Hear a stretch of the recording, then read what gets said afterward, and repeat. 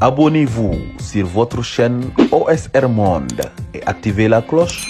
pour ne rater aucune de nos prochaines vidéos. jot a dee ci événement yi am ci réew mi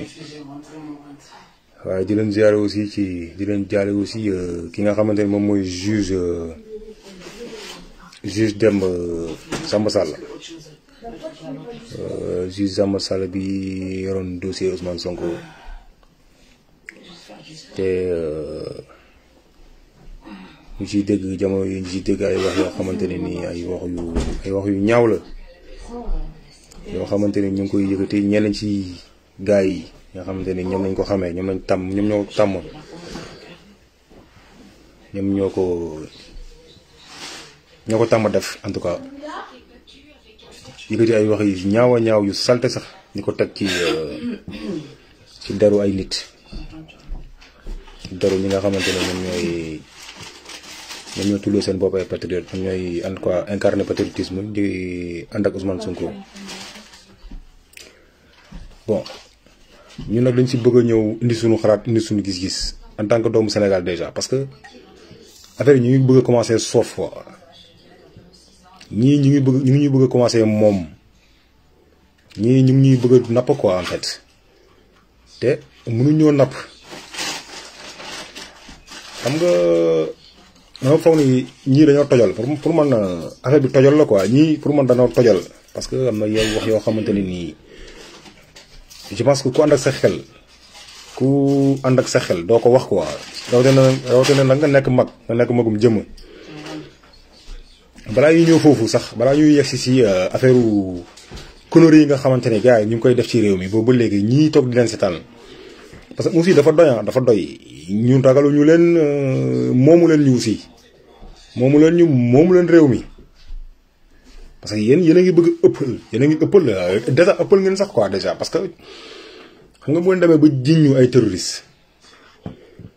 ngeen di ñu jiñ ay terroristes dem ba ci dëkk tubaab yi di ñu jiñ ay terroristes xam nga déjà loolu dafa ëpp. mais bon balaa ñuy yegg si loolu dañuy njëkk a woo Sénégalais yi dafa am benn message bu ma bëgg a jàllale man personnellement képp ku nga xamante ni yaa ngi naan ndoxu robinet yi génne ci robinet Sénégal yi def leen attention ci ndoxu robinet Sénégal yi. loolu sincèrement dañoo bëggoon attirer seen attention ci ndoxu robinet bi ngeen di naan Sénégal ndoxu robinet bi ñuy naan def leen ci attention ci ndoxu robinet yi. jumbo bi moom dootuñu leen ko wax jumbo bi ngeen di lekk bi ñuy lekk ñun Sénégal dootuñu ko wax kenn ni jumbo bi poison la mais def leen attention ci ndoxu robinet bi yéen laay waxal waa Sénégal li nag message la boo xamante ne je tiens à vous le partager, je tiens à vous le dire. ndoxu robinet Sénégal yi def leen ci attention ndoxu robinet yi parce que gars yi dañoo pare pour récupérer suñu temps bi ngeen xam ko ngeen bañ ko xam gars yi ñu ngi attaqué dëkk bi ci plan yëpp ci consommation yi ci côté yëpp ñu ngi attaqué dëkk bi il faut que sénégalais ñu xam Sénégal ban valeur la am xam ça le problème ñun Sénégal dañoo nekk ci réew boo xamante ne. ñun xamuñu valeur u Sénégal xamuñu ko man am na ay vidéo yu ma defoon jamono yi ci ginnaaw doon ci interpeller sénégalais yi di leen wax valeur bi Sénégal am suufu Sénégal déjà ak sénégalais bi ci boppam position bu Sénégal am par rapport ak Afrique de l'Ouest maanaam zone CFA bi ñun position bu ñu ci am importance bi nu mu kawewee ñun Sénégal xamuñu ko ba léegi bët bi nga xamante ne moom la gars yi di xoolee suñu Sénégal bii. Sénégalais xamuñu ko njariñ bi Sénégal am Sénégalais yi xamuñu ko valeuru Sénégal Sénégalais yi xamuñu ko c'est ça man foofu laa bëgg attirer seen attention déjà pour commencer ndoxu robinet bi moytu leen ko bu ngeen mënee segg ndoxu robinet bi balaa ngeen koy naan segg leen ko ngeen doog koo naan. am na ay tuyaux jamono bi nekk Sénégal am na ay tuyaux yu gars yi doon jaay ay tuyaux yoo xamante ne dañoo ànd ak robinet day ànd ak filtre. tuyaux yooyu noonu bu fekkee mu ngeen ko am ut leen ko ngeen def ko seen kër yi mbala ndaa tamit day filtrer naturellement parce que ndaa boo ci defee ndox daa ñaaree da ngay xaar 2 jours doo ko naan parce que ndaa boo ci defee ndox bi day après yi nga xamante ni moom mooy composants yi nekk ci ndox mi day wàcc dem ba ci taat bi au fur et à mesure jour yi di dem affaire yi day wàcc dem ba ci taat bi après yow boo ñëwee tànk ca ndaa bi ndox bi ngeen naan day fekk mu nekk ndox boo xamante ni daanaka dafa set quoi mooy ndox bi nekk ci kaw léegi lu bon yëpp day wàcc suuf daf leen attention ci ndox robinet yi ngeen naan gars yi dañoo soxla Sénégal suufu Sénégal dafa am valeur de par position xanaa seetlu leen ne Sénégal ay wàllu yàlla rek ñoo fi jaar xanaa seetlu leen loolu ginnaaw Makka ak Palestine Sénégal muy suuf bu gën a barkeel ci àdduna sénégalais xamuñu loolu ginnaaw Makka déglu leen baax li may wax ginnaaw Makka ak Palestine Sénégal muy suuf bi gën a barkeel ci àdduna waxuma la valeur bi ak valeur bi bi Sénégal am par rapport ak position géographique am waxuma la loolu de mais Sénégal am na alal yoo xamante ne dañu koy nëbb gars yi dañu ko nëbb gis nga zone Fouta bi ça regorge ay alal bu dul jeex moo nekk ci zone Fouta bi xam nga ni yéen fu mu ne li ñuy jot a wax ci ay maanaam wàllu pétrole ak ay wàllu gaz mooy li nekk ci côté géej gi loolu la ñuy wax ci tefes bi xam nga jàpp ay Saint-Louis wàcc ba Casamance côte bi loolu la ñuy wax mais li nekk Fouta waxuñu ko alal bi nekk Fouta ci suufu Fouta bi la fa nekk ci alal gars yi waxuñu ko ok loolu sax aussi beneen débat la mais daal en tout cas def leen attention ci ndoxu robinet yi gars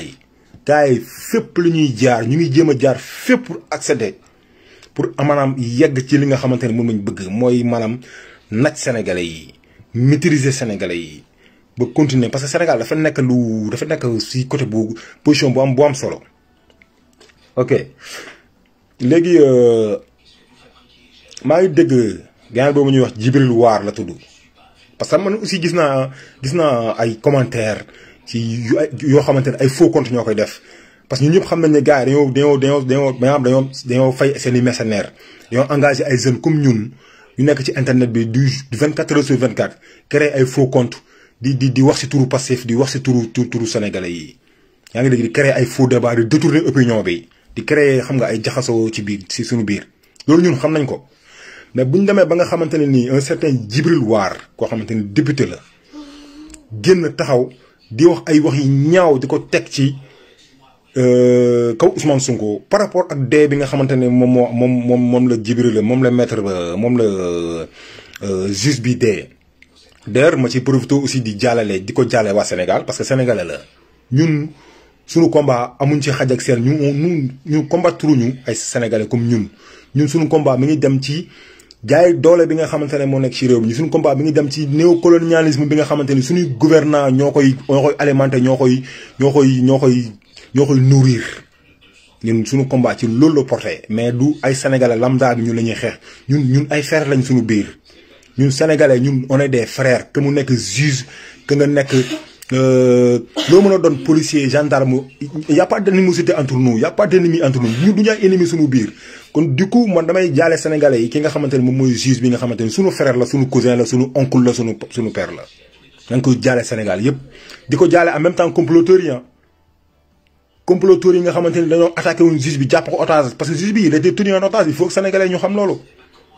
c'est vrai juge bi am na gars yoo xamante ne loru nañ ci loxoom loolu moom bu ñu ko waxul parce que duñu ay nitu dëgg ñun duñu nekk ñu fi pour nëbb dëgg bi ñun ñu fi nekk pour wax dëgg bi séddoo. yi nga xamante ne moom mooy réew mi ñu xool ñu ko defaree parce que bu ñu waxantewul dëgg bu ñu xoolantewul ci biir bët ñu waxante dëgg réew mi duñ ko tabax c'est ça la vérité bu ñu fi nekk di nëbbante dara bu fekkee am feebar parce que góom bi buñ ko sutiyeewul teg ko duñ ko mën a faj góom bi suñ ko bëggee faj il faut ñu teg ko yaa ngi dëgg xam nan la góom bi mel fan la ñu war a jaar pour faj ko yooyu noonu yëpp il faut que te ñu xoolante ci biir bët ñu waxante dëgg ñu bañ a nëbbante ñun ñoo bokk ndey ak bàyyi sa bët dafa takk suuf sa doomu nday moo la koy wax kon juge bi il faut que sénégalais ñu xam ne am na ay nit ñoo xam ne danoo loru danoo am lu leen métti seen àdduna jóge ci loxo juge bi nii génn àdduna démb dafa am ñoo xamante ne nii am na ñu leen métti seen njaboot am ñu leen métti seen jegenaale seen famille am lu leen métti loo xamante ne nii ci loxo juge bii la jógee yenn saa yi mu nekk loo xamante ne nii tegul sax si dëgg comprends nga parce que ñun xam nañ ni justice bi voilà juge yi yenn juge yi dañ leen téye en otage loolu kuy waxal yàlla rek wax xam ni loolu moo am juge yi dañ leen téye en otage yaa ngi dégg ñeneen ñi sax dem nañ ba def affaire da waasa si biir justice bi loolu lépp am na fi donc justice bi ñun ñu ngi koy jaale waa Sénégal di ko jaale suñu bopp di ko jaale comploteurs yi voilà c'est ça la vérité leen ñu koy jaale parce que ñoom aussi ñoom perte nañ comploteurs dañoo perte certes Sénégal perte na parce que doomam moo wàcc liggéey doomam bu am xam-xam boobu ñu Sénégal mënoon si jariñu lu bari mais aussi comploteurs yi perte nañ à travers juge bi comploteurs yi perte nañ parce que tamit xam nga bëri na fi ay procès yoo xamante ne nii comploteurs yi gagné nañ ko bëri na fi ay adversaires yoo xamante ni comploteurs yi xam nga dal nañ seen kaw ba am si ñoom ndam juge bi si juge bi lañ jaar c'est ça la vérité même bu fekkee dañ koy ñaanal yàlla mu jégal ko mais loolu dëgg la bu fi nekk histoire parce que histoire daf ko retenir quoi en fait ñu nekk ñu fi jubilé si deew kenn comme ni ko yenn nit ñu ñàkk kilifteef yi di ko waxee ci dëkk bi ay maître Djibril War xam nga maître Djibril War war na taxaw en tant que député en tant que kilifa gi mu doon taxaw di wax yu ñaaw yooyu muy wax noonu xam nga ni Sénégal ñun gaan ñun si nen lañ toog de neexul ba neexul mais ci nen lañ toog bu dee ay mag ñoo ne ci réew mi maanaam seen bàmmeel tiim seen bàmmeel di wax lu mel nii di accuser li nga xamante ne ni di accuser ay seeni doom di leen accuser ay terroristes di leen accuser ay forces occultes ak ay rebelles ak lu nekk ñun saa yi ci nen lañ toog sincèrement ñun ci nen lañ toog voilà bon ñuy matale njaala bi xam nga di ko jaale waa Sénégal yi di ko jaale famille am xam nga parce que tamit dafa métti kilifa la woon am na njaboot et tout ça donte def na ay njuumte comme ñun ñëpp si ñun ku ci nekk da ngay def njuumte yaa ngi dégg mais tamit aussi fii lu fi waay def rek moom lañ lay waxal de ñun nag duñ fi nekk di wax kenn du ñaaw parce que yaraw ñun amuñu éducation boobu dañuy sant yàlla bi ñu amee ay waajur yu ñu yar ñu ci benn façon bi ñun wax bu ñaaw duñ ko jàllale. dégg nga wax bu ñaaw duñ ko jàllale mais fii nag lu fi waay def moom la gars yi di nettali la moom la gars yi di nettali la ku fi def lu baax gars yi waxal lu baax mais boo fi defee lu bon tamit gars yi bu leen neexee wax ko bu leen neexee aussi ñu mandu ñun dañoo préféré mandu ñun dañuy mandu yaa ngi dëgg mais nag comme que juri la woon comme ñun donte loolu lañ ci xam dañ koy ñaanal yàlla mu jégal ko waaw dañ koy ñaanal yàlla mu jégal ko mais ñun xam nañ ni lii waarul di nga gars yi lii waaru leen gars yi lii waaru leen ne lii waaru leen lii dellowu leen ginnaaw waaru leen dellowu leen ginnaaw léegi man sama frère laay wax sama frère jeunes yi laay waxal man jeunes yi laay woo et que di leen wax ñu bañ a nelaw parce que déglu leen baax li may wax ni c'est très important gars yi bu ñu nelaw parce que gis ngeen ñi nga xamante ne ñoom lañ jàkkaarloo nii dafa am décision bu ñu jël en fait du sax ñoom ñoo ko jël décision bi ñi nga xamante ne ñoo leen di liggéeyaloo ñoom li ñuy liggéeyal ñoom ñoo jël décision dafa am décision bu ñu jël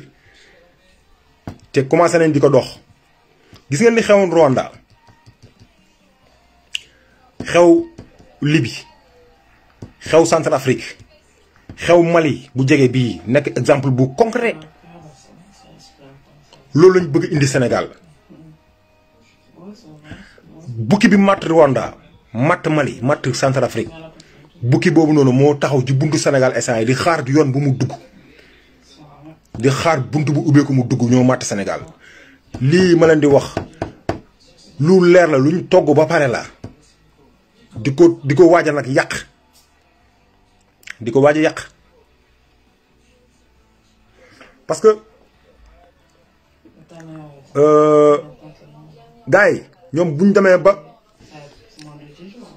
ci buñ demee askan saa bu ñu yàggee bu ñu nootee askan bu ñu nootee dëkk bu ñu demee ba nga xamante ne waa dëkk bi yeewu nañ comme nu mu kaa bu ñu demee Sénégal sénégalais danoo yeewu sénégalais yi ku xool bu baax ku xool situation événement yi am ci réew mi xam ne sénégalais yi ils sont réveillés te pire nag jeunes yi ñoo réveillé jeunes yi ñoo yeewu jeunes yi ñoo yeewu te gars yi xam nañ loolu parce que ñoom bu ñëwee ci dëkk buñ nootee dëkk ba gis ni dëkk bi askan bi yeewu nañ parce que askan bi mooy doole bi ñoom dinañ jàpp otage peut-être politiciens yi comme ni mu xeewee Sénégal bi suñuy dirigeants dañ leen jàpp en otage à travers président de la république bi parce que président de la république fu mu ne nii dañ ko téye en otage il faut que sam sénégalais ñu xam loolu mais loolu yëpp moom moo ko waral nag parce que moom moo demoon signé ko moom bi ma soxlaa nguur la dem seeti gars yi signé ak ñoom loolu ne leen daal damaa soxla nguur nangam gars yi ko kaay jox ko ay conditions mu remplir ko parce que soxla na nguur bu mu remplir conditions yi ba pare gars yi ko ay wa demal ñun dinañ la jàppale d'après ñoom ñoo ko fal d'après ñoom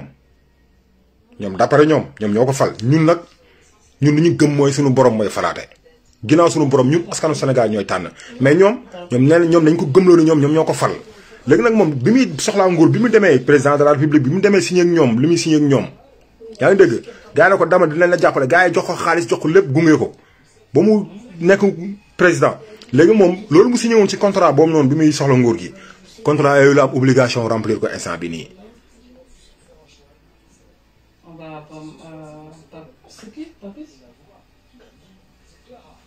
juge bi gars yi neneen ko ñaanal juge bi ku ko mën a ñaanal Massamba Diop bu ñu mënee ñaanal juge bi ñu ñaanal ko xam nga ñu war ko ñaanal parce que ñun ay patriotes lañ ñun amuñu ennemi boo xamante ne doomu Sénégal même Macky Sall ci boppam du suñu ennemi ñun. c'est que Macky Sall nu muy doxalee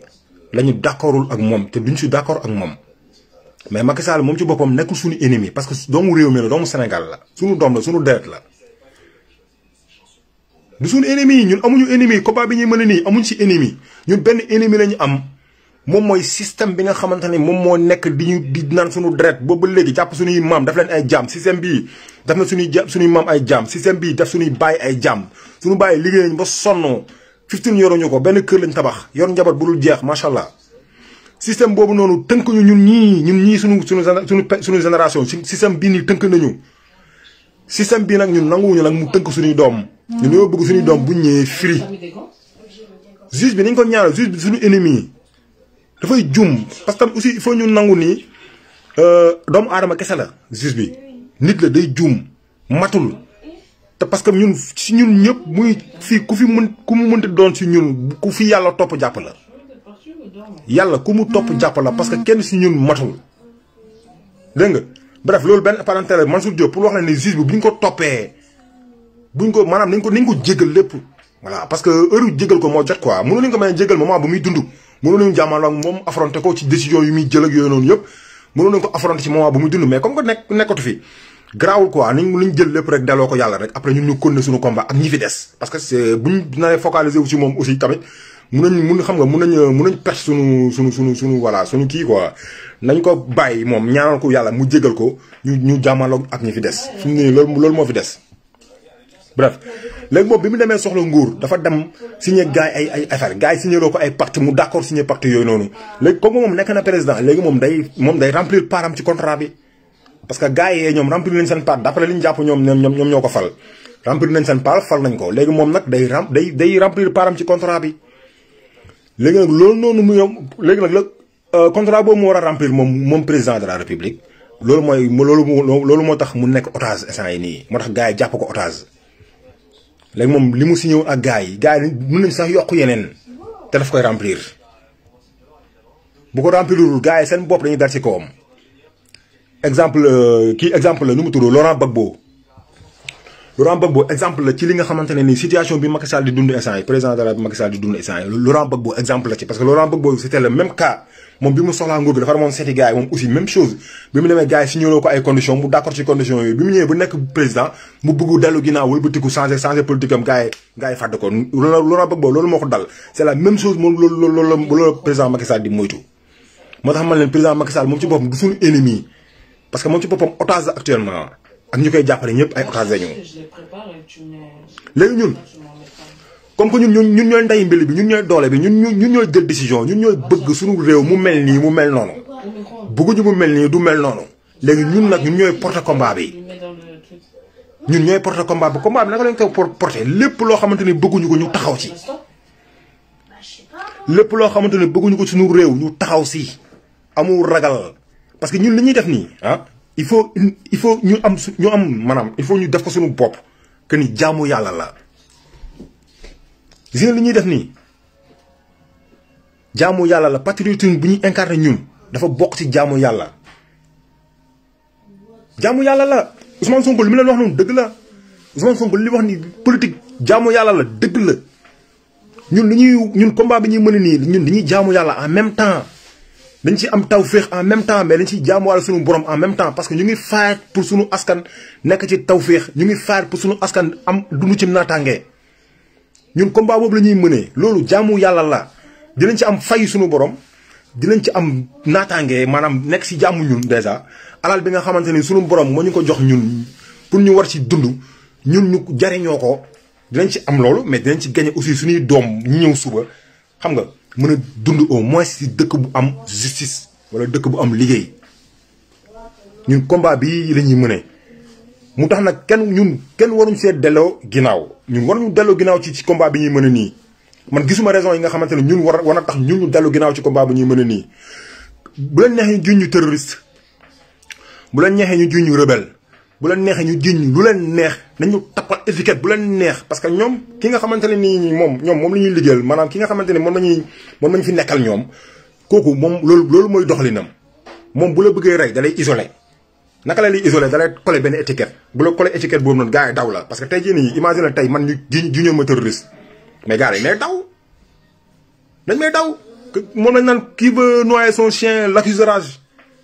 man tey bu ñu ma collé étiquette terroriste wala benn gars jihadiste gars yi mais écarté bu ñu ma écarté ne damay faible man su ma wéetee man kese damay faible su ma faibalee damay neex a rey damay neex a éliminer noonu la demee gars yi bu leen gisee ñu naan ñu ay terroriste parce que bëgg nañ gars yi nekk si biti jàppale leen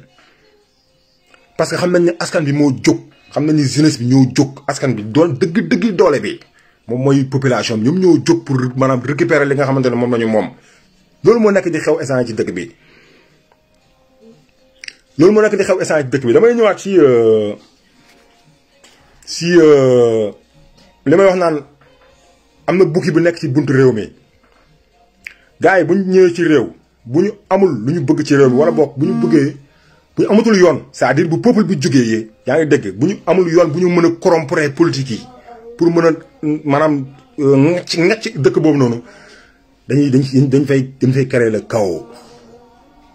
dañ fay créer le chaos loolu moo dal Centrafrique actuellement loolu moo dal Libye ñëpp xam ne ñu ngi extraire pétrole Libye ba léegi te amul président dëkk ba amul président mais gars yi ngi jaay pétrole Libye ñu ngi jaay pétrole Mali amuñu stabilité te seen or bi ñu koy extraire seen uranium bi malien yi ñu ngi extraire seen uranium bi di ko yóbbu uranium baa ngi gën dëkk ba tey di dem ak or yooyu noonu système boobu la ñuy doxal jamono bii loolu ñuy yoot Sénégal loolu laa bëgg patriote ñu xam ko ñu bañ a nelaw ñu bañ a dof ñu bañ a topp gars yi ci fiñ ñuy woo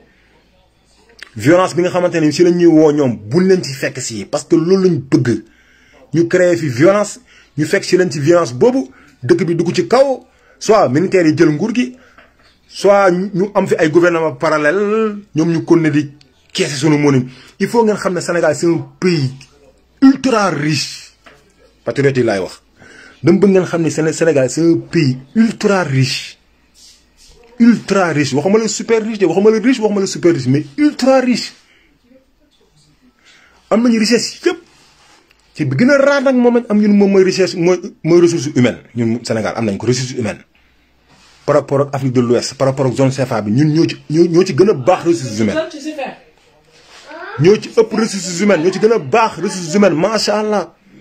patriotes yi combat bi du combat wu force du combat wu violence combat wu cerveau la combat bi combat wu cerveau la bu ñu fekk si gars yi ci fi ñuy woo gars yi fu ñu dañu gasal ndëgg sërëx la ñu gasal ndëgg sërëx la ñu gasal gis ngeen Ousmane Sonko man dama xaw ma dañ ko conseillé xaw ma moom moo ko xalaatal boppam mais bu fekkee Ousmane Sonko moo xalaatal boppam loolu li may bëgg a wax ni bu fekkee Ousmane Sonko moo ko xalaatal boppam Ousmane Sonko nañ dresser autour de lui les murs de notre vie comme ni ko gars yi di waxee ñun on a le droit de dresser autour de lui les murs de notre vie bu fekkee Ousmane Sonko li may bëgg a wax ni Ousmane Sonko moo ko xalaat parce que Ousmane Sonko gis ngeen gars yi Ousmane Sonko bu demuloon wuy ji keroog bi ñu ko joxee convocation wu tribunal bi bu demuloon wuy ji bakkanam la doon jël ki biir këram lañ ko doon fekk rey ko biir këram parce que gars yi bakkanam la ñuy wër il faut gars yi xam ne Ousmane Sonko bakkanam la ñuy wër combat bi du combat wu entre ñun ak président Macky Sall combat bi c'est entre ñun ak colon yi man loolu laa bëgg ngeen xam ko combat bi c'est entre ñun ak colon yi du ñun ak Macky Macky lii la ci combat bi moo gars yi ko wër yëpp lii lañ ci combat bi c'est entre nous et les colons parce que colons yooyu ñoo teg loxo ci réew mi ba tey Sénégal c'est une région. Sénégal région là. En tout cas ci nguur gi nii Sénégal région là, c'est une région de la France. C'est une région de la France.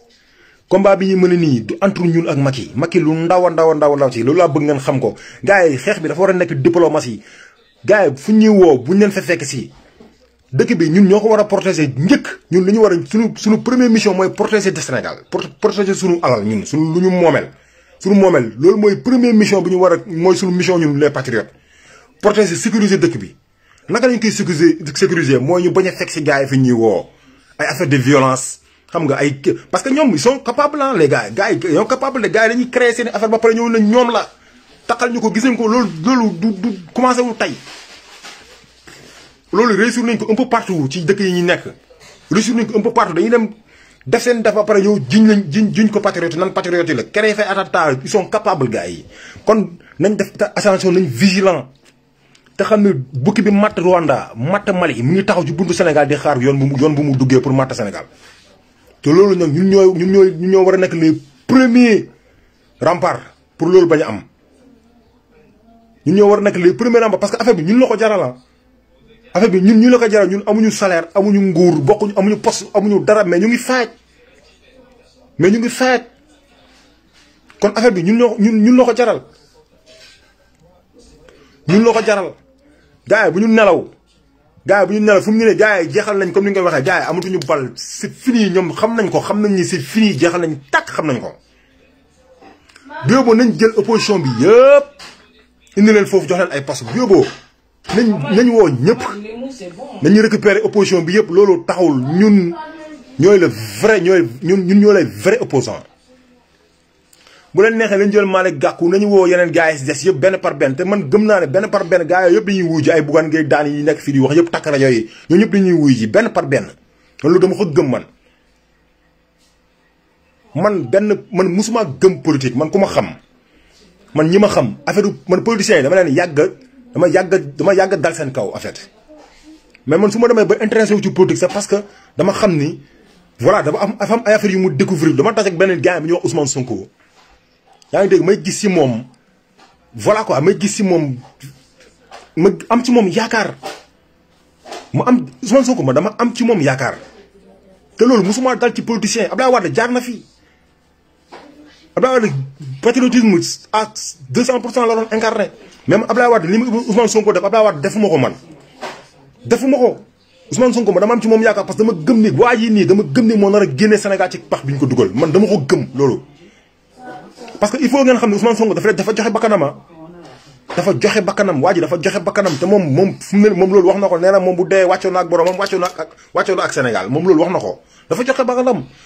c'est très rare.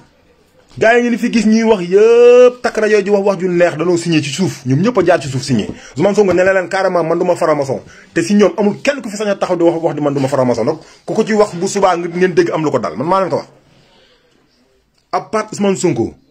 Keneen ku fi sañ a taxaw si ñoom ne du franc-maçon bu ko fi waxee gannaaw suba ngeen dégg ni am na lu ko dal man maa leen ko wax ñoom ñëpp ay franc-maçon lañu Ousmane Sonko man dama gis man naturellement dama am yaakaar ci moom naturellement xëy na yàlla def na ma sori ko jegew ma ko mais Ousmane Sonko man su ma ko jegewoon tey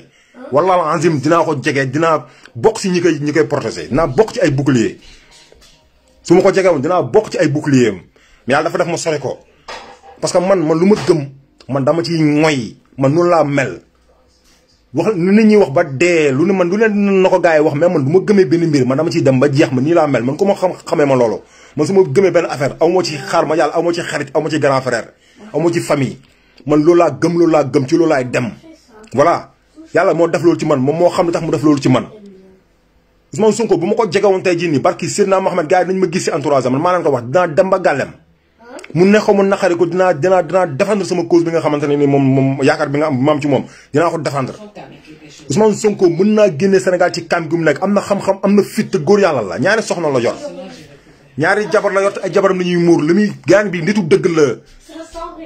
waa ji nitu dëgg la laa leen wax Ousmane Sonko nitu dëgg la musuma def ay politique nii musuma faral nit ba di ko wane nii xam nga di ko fësal mais Ousmane Sonko bu ma nee ba di ko def ci Ousmane Sonko c'est parce que dëgg la quoi en fait dëgg la waa ji ñaari soxna la yor te jabaram ñaari soxna yëpp dañuy muuru góor yàlla la këram ci kaw daara la fa def daara nangu ko wax mais këram ci kaw daara la fa def daara alxuraan këram ci kaw daara alxuraan la fa def ko la gars yi bëgg a saltal naan ay viol di ko jiñ ay violeur moom la gars yi di bëgg a saltal di ko jiñ ay violeur xam nga lan la patriote yi bu ñu nelaw en tout cas dama leen ko wax ngeen dëgg ko bu ñu nelaw bu ñu nangu gars yi daanu ci kàmb bi ñu gars yi di woo mooy affaire violence créer violence ci dëkk bi gën a mën fi toog parce que gars yi dañoo yor projet boo xamante ne yeneen ñu dégg yeneen koy dégg ñu naan ay 2035 ñeneen ñi ñu ngi naan ay 2026 gars yi seen projet lañ yor te da ngeen bàyyi xel aussi da ngeen bàyyi xel ñi mel ni ay Cheikh Omar Diagne ay professeur Cheikh Omar Diagne ay Clédor Sène ay Karim ay Abdou Karim Gueye ay Dame Mbodj da leen bàyyi xel gars yooyu da leen déglu gars yooyu noonu ay wax yu am solo ay position yu am solo luñ jël ay position yu am solo luñ jël parce que ñoom ils sont très bien informés te ay patriotes lañ da leen bàyyi xel gars yooyu noonu lu ñuy wax noonu lu am solo la ñu ngi mën ay combat yu franchement ay combat yu voilà quoi ay combat yu véridique quoi ñu ngi koy mënee gars yooyu noonu ay man dama leen di suivre ay Cheikh Omar Diagne ay Clédor Sène ak gars yooyu noonu il faut nga leen di suivre di partager seen i waxtaan quoi da leen partager waxtaanu gars yooyu parce que Sénégal gars ñu ngi foo xamante ne nii gars ah nañ leen def attention quoi nañ leen vigilant gars surtout man patriote yi laay woo parce que patriote yi ñoom ñoo neex a waxal patriote yi ñoom ñoo engagé wu déjà man waxuma ak gars yi nga xamante ne engagé wu ñu toog seen biir gàlle yi naan waaye jàmm sorewul xam nga yu yomb yooyu noonu loolu ñëpp ko mën mais nit ki da ngay assumer nit ki bu la suñu borom tegee nattu da nga koy assumer mais fii samay morom da ngay gis ñu toog seen biir gàlle naan gayaan jàmm sorewul ay nangam ay bakkan jàmm la bëgg mais bakkan jàmm la bëgg mais jàmm mu ngi am ci dëkk bu am justice jàmm soo ko bëggee bu ñu bëggee jàmm il faut ñu rétablir justice bi ci réew mi bu ñu bëggee am jàmm il faut que corruption bi ñu dindi ko ci Sénégal bu ñu bëggee am jàmm réew bu amul justice mënta am jàmm réew boo xamante ne corruption moo fay dox mënta am jàmm kon yéen ñuy toog seen biir gàllay naan waaw jàmm sorewul ay jàmm lañ bëgg parce que xamu leen nu mu demee en fait soit da ngeen a ragal soit da ngeen doon ay hypocrite en fait ay lâche parce que aussi génération bu nekk am na il a son lot de lâche génération bu nekk il a son lot de lâche ki nga xamante ne moom mooy Mamadou Dia génération Mamadou Dia dafa amoon lot de lâche am Mamadou Dia dafa tombe ak ay lâche gars yi sacrifié ko Lat Dior moom tamit tombaloon ak ay lâche gars yi sacrifié ko fii bëri na fi gars yi bëri yoo xamante ne ñoom seen génération amuñu chance dañoo dajeeg ñi nga xam maanaam seen génération lâche yi ñoo ci ëppoon moo tax gars yi sacrifié leen gars yi réussir xam nga faagaagal leen mais Ousmane Sonko nag saa dafa tombé ak génération boo xamante ni xam nañu histoire Mamadou Dia xam nañu histoire Émile Badiane xam nañu histoire Cheikh Anta Diop xam nañu histoire gars yi ñëpp xam nañ seen histoire génération bii nga xamante ne moo tombé ak Ousmane Sonko moo tax ñun waruñu nelaw waruñu gëmm projet bii nii gars yi bu ñu fekk see gars yi ci violence bi ñuy woo mooy projet bi xoolal tombé na à l'eau gars yi bu ñu nelaw projet bii nii bu ñu nelawee tarafatal ay ni mooy xoolal mooy loolu cóol na day cóol leen seen bopp day cóol parce que ñoom li ñuy wax ni yëpp ñi xam nga maay dëgg gaan boobu ñuy wax noonu nu mu tudd sax Djibril War maître Djibril War nee na moom avocat la paa bi nee na moom avocat la mais nee na Ousmane Sonko moo violé Adji Sarr nee na avocat la mais Ousmane Sonko moo violé Adji Sarr yéen a ngi dégg wax ji moom nee na avocat la yow avocat nga ngay wax ci dossier boo xamante ne dafa nekk en cours de justice déjà loolu déjà voilà ñaar mooy moom dafa mi ngi Ousmane Sonko moo violé Adji Sarr mu mel ni moom fekkee na Ousmane Sonko di violé Adji Sarr en tant que homme de loi nee na homme de droit la nee na moom muy wax ni Ousmane Sonko moo violé Adji Sarr muy wax ni Ousmane Sonko voilà moo violé Adji Sarr pas même comme si moom doo ko fekkee te affaire bi am preuve maanaam li nga xamante ne nii xam nga wax Ousmane Sonko bi sax Ousmane Sonko il a bien eu raison de dire que c'est un projet politique un procès politique mais dëgg la procès politique la preuve yaa ngi nii chaque jour nga gis ay preuve yu bees naka la avocat di taxawee naan Ousmane Sonko moo violé Adji Sarr Ousmane Sonko xam nga nangam di ko accusé di ay accusation yu kenn xamul fan la ko teg quoi mais di xaar ku ko tontu parce que ñoom loolu lañ bëgg fu mu ne nii di xaar ku ko tontu mais ñun duñ ko tontu parce que xam nga lu tax ñun on est intelligent ñun patriotes yi ñun on est intelligent on est très intelligent parce que le fait que ñun ñu intelligent moo tax ñu nekk ay patriotes c'est que ñoom loolu lañu xamul combat bi ñuy mën a nii Ousmane Sonko lu tuuti la ci barki Seydina Mohamed Ousmane Sonko dafa yee benn fibre patriotique bu doon daw ci dënnu gars yi moom la Ousmane Sonko xoolal ñëw rek yee dindi ko maanaam branché ko quoi en fait. ñoom loolu lañu xamul Ousmane Sonko dafa déclenché benn affaire boo xam ne da doon nelaw ci dënnu sénégalais yi ñoom loolu lañu xamul. ñun duñ ko tontu Maître Djibril War man damay ñaan patriote yi bu ko kenn tontu Maître Djibril War ngir yàlla li laay war a suuli bu ko kenn tontu muy moom muy même ñi nga xamante ñu ngi ñuy jiñ ay terroristes buñ leen tontu. buñ leen tontu sax ci ay wax nañ leen tontu ci ay fait affaire bi foofu la nañ leen tontu ci ay fait nañu def ay vidéo nañ def ay live tous les jours nañ def ay partage xam nga internet bi kenn moomu ko internet bi du RTS kenn moomu ko. ñoom instant yi internet bi da leen tere nelaw parce que voilà ñun internet bi lañuy jaar ñun internet bi tey moo gën a sax yaatu RTS bi nga xamante ne tere nañ ñu ko gannaaw nañ jël RTS. looloo waraloon au début bi moment campagne yi ñu naan waaw xam nga candidat réseaux sociaux parce que réseaux sociaux mu ngi laal gars yi da leen partager vidéo yi bu ngeen gisee benn vidéo buy wax ci voilà ci situation dëkk bi di ci wax ci façon positive partager leen ko bu leen hésiter partager leen ko taf. balaa ngeen di seetaan vidéo bi sax bu ngeen gisee benn Clédor Sène muy wax wala benn Cheikh Omar Diagne wala benn Ababacar Mbuub wala benn Abdou Karim Gueye wala benn nu mu tudd Ousmane Tounkara wala kenn patriote buy wax vidéo bi xoolal partagé leen ko automatiquement loolu ça leur fait très mal ça leur fait extrêmement mal. internet bi ñun xoolal ci internet bi suñu combat bi ci internet bi lañ ko mën a gagné mais sur le terrain aussi gars yi. ngir ni yàlla li laay war a sóoli violence bi nga xamante ne gars yi ñu ngi ciy woo buñ leen ci wuyu parce que gars yi comme ni mu leen ko waxee xoolal gars yi jeexal nañu maanaam ñoom seen projet bi seen programme bi nga xamante ne teg nañ ko programme bi nax na saay moo tax ñu bëgg a taal dëkk bi fu mu ne nii dañoo bëgg def diviser pour régner lañ fu mu ne nii loolu maanaam carte boobu rek moo leen dese diviser sénégalais reyante seen biir créer fi guerre civile ñu rent suñu biir voilà ñu kon na toog ci nguur gi lii moo xew gars yi lii la ñuy waajal fu mu ne nii xam nañ ne élection yi bu ñu ko defee suba benn député duñ ko am ñoom benn député looloo tax nangu ñu organiser élection yi xam nañ ne bu ñu defee élection suba benn député duñ ko am laa leen wax bu ñu ko amee ci lay yem benn député boobu noonu bu ñu ko amee ci lay yem Ousmane Sonko da leen di remplacer. xam nga fu mu ne ñoom ñooy majorité Ousmane Sonko benn député la am mais bu ñu demee élection suba affaire bi sens contraire bi lay jël ñoom ñooy am benn député Ousmane Sonko raafale majorité bi te bu ñu raafalee majorité bi seen projet de loi bi nga xamante ne nii moo bokkoon ci programme bi ñu demoon signé gi du jàll. waa ji fu mu ne nii gars yi dañ ko képp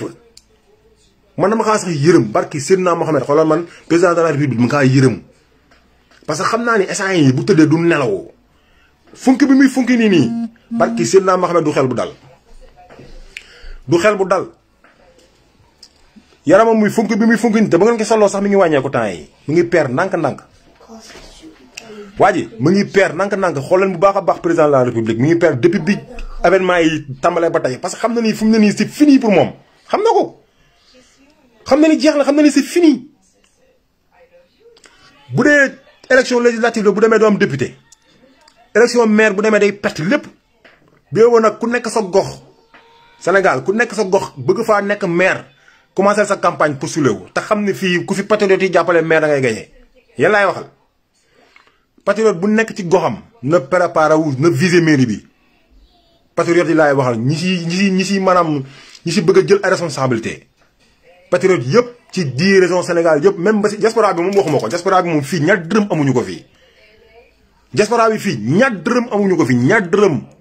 xalaatuñu fii sax ñëw fii taxaw naa ni jéem a def ay affaire de kii ñoom xam nañ diaspora bi fii 15 amuñu ko fi 15 ñoom xam nañ ko sax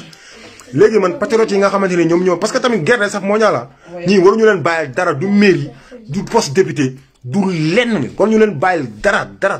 ne patriote yi jël mairie yëpp waaw def leen taxawal leen ay cellule dem récupérer mairie yi ne ci temps yëpp fii ku fi taxaw patriote bu fi laaj mairie gars yi jox la ko wóor na yàlla jamono bi nii patriote bu laaj mairie gars yi jox la ko man am naa sama benn waay yoo xamante ne nii sincèrement il faut mu tudd turam Tayib Ba man na ma ko jàppale Tayib Ba sama gaañ la sama copain la ñoo bokk koñ xam nga moom da def politique nit ku baax la nit ku jub la loxo bu set la yor dama bëgg man dama koy conseiller pour mu dem jëli ji mairie Parcelles na ko dem jëli ji parce que tamit ki tente rien à rien ki tente rien à rien Tayib Ba bu fekkee yaa ngi dégg li may wax dama la nga viser mairie Parcelles bi ñu jël ko patriote yi dañu récupérer mairie yi ne ci temps bi yëpp tout bu leen bàyyee dara parce que ñii duñu ay nit ñu baax xam nga ni ñii dem ba bëgg a taal dëkk bi jéew sa askan xiif mar sonn amuñu lu ñu lekk joxe leen ñu liggéey joxe leen ñu lekk joxe leen ñu naan di leen bëgg rek ay impôt ñu génn di ñaxtu nga leen di jën terroriste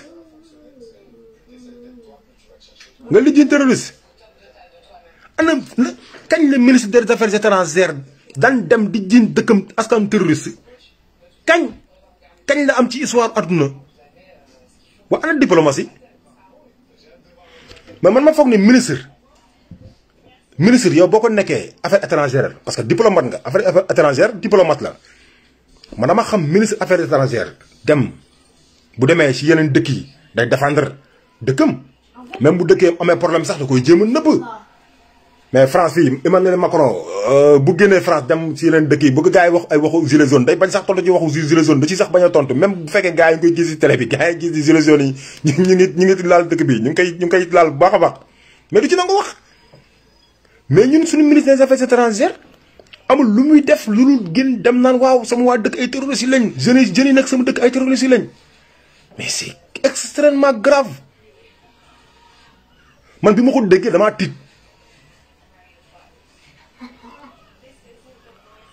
déggee damaa tiit bi ma déggee ministre des affaires étrangères bu Sénégal dem France 24 naan waaw Sénégal yi ay terroristes lañ jeunesse Sénégal bi ay terroristes lañ man dama ne ça c'est fini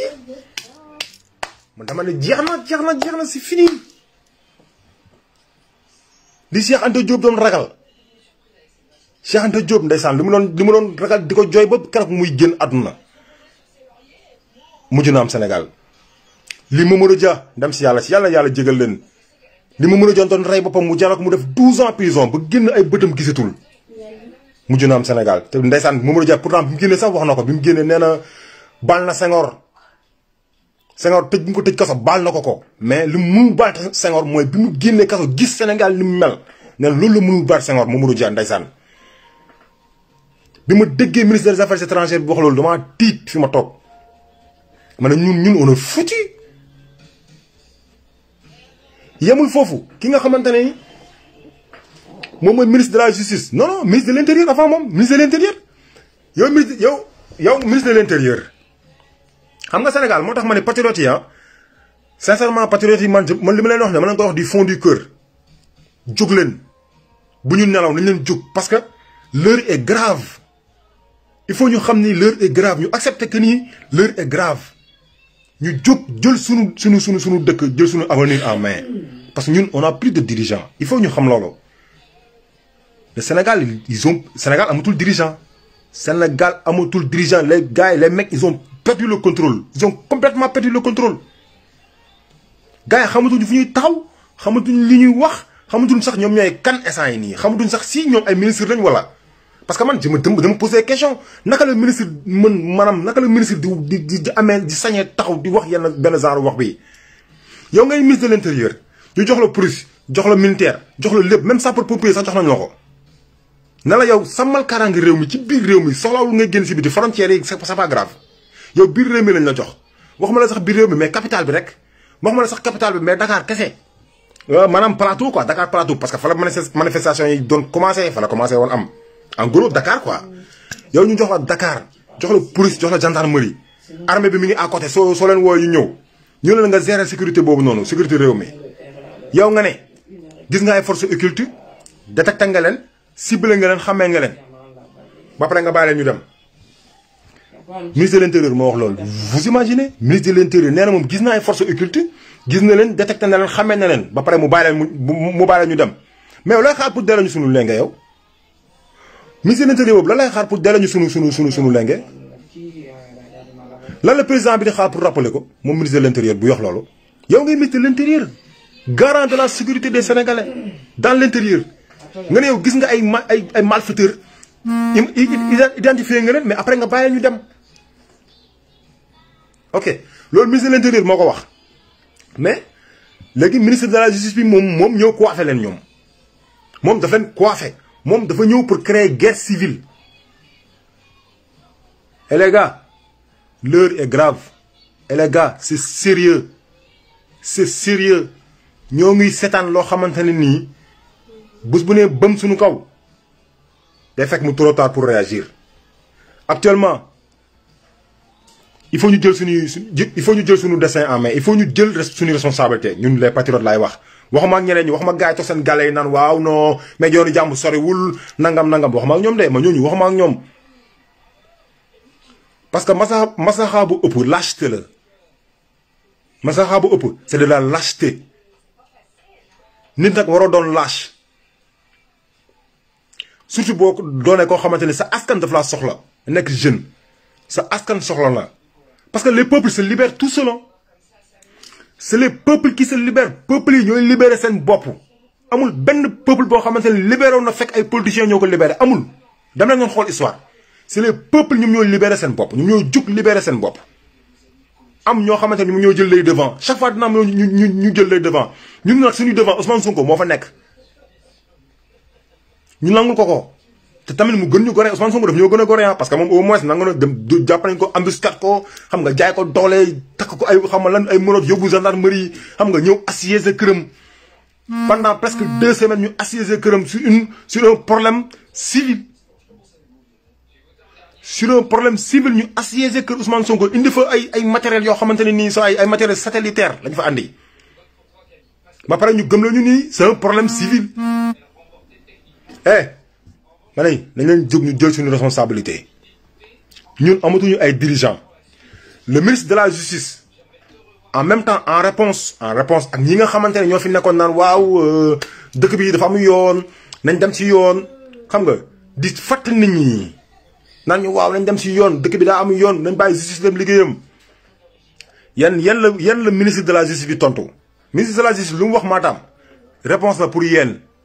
ñi fi nekkoon naan waaw nañ def dëkk bi nañ bàyyi justice mu def yoon nangam dugg na fii génn fii mais te ñu xam bu baax ni wax boobu dafa am lu woon ci jublu woon parce que yéen ñëpp xamoon ngeen ni justice boobu noonu Ousmane Sonko pour Ousmane Sonko dem wuy ji justice la te Ousmane Sonko bu demoon justice du génnaat moment bi ngeen koy wax laa wax